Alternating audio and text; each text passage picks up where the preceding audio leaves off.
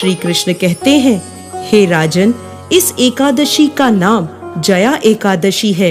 इसका व्रत करने से मनुष्य ब्रह्म हत्या आदि पापों से छूटकर मोक्ष को प्राप्त होता है तथा इसके प्रभाव से भूत पिशाच आदि योनियों से मुक्त हो जाता है। इस व्रत को विधि पूर्वक करना चाहिए।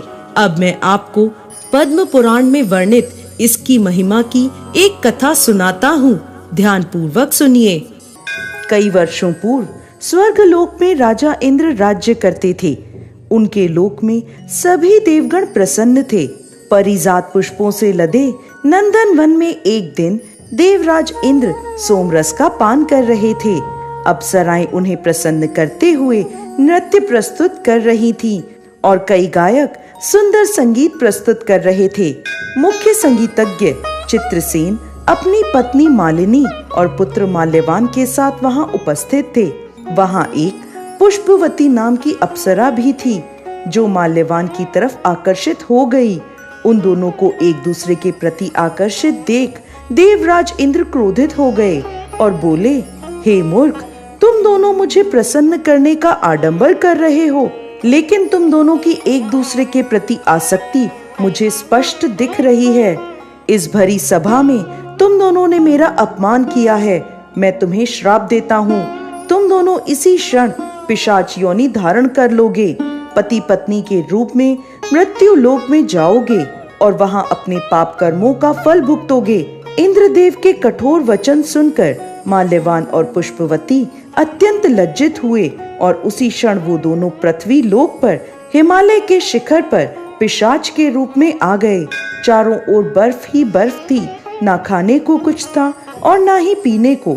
वो ठंड से कांप रहे थे। उन्होंने एक गुफा में शरण ले ली।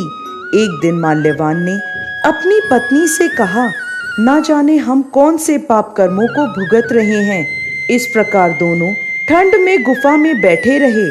शीतलहरों के कारण उन्हें रात भर नींद नहीं आई और सारी रात जागते रहे। भगवान श्री हरि का ध्यान करते रहे। संयोग से वह दिन जया एकादशी का था।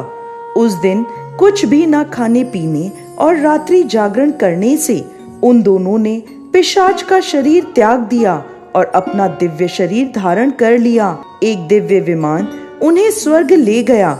उन्हें देखकर देवराज इंद्र आश्चर्य में पड़ गए और पूछने लगे, तुमने ऐसा कौन सा पुण्य किया है जो तुम्हें मेरे इस श्राप से मुक्ति मिल गई? तब माल्यवान बोला, हे राजन, यह तो भगवान श्रीहरि की कृपा से हुआ है। हमने अनजाने में उनकी प्रिय जया एकादशी का पालन किया, जिससे हमें यह दिव्य शरीर प्राप्त हुआ है। यह सुन इंद्रदेव बोले, श्रीहरि की भक्तिमय सेवा से मैं तुम्हें स्वर्ग में पुनः स्थान प्रदान करता हूँ। इसलिए मनुष्यों को इस परम कल्याणकारी जया एकादशी का निष्ठा और श्रद्धा पूर्वक पालन करना चाहिए। इस दिन किया गया उपवास जीवात्मा को वैकुंठ की प्राप्ति करवाता है। जो भी व्यक्ति इस कथा का श्रवण या पठन करते हैं, उन्हें अग्निष्ठोम यज्ञ का फल प्राप्त होता है। जय श्री हरि विष्णु।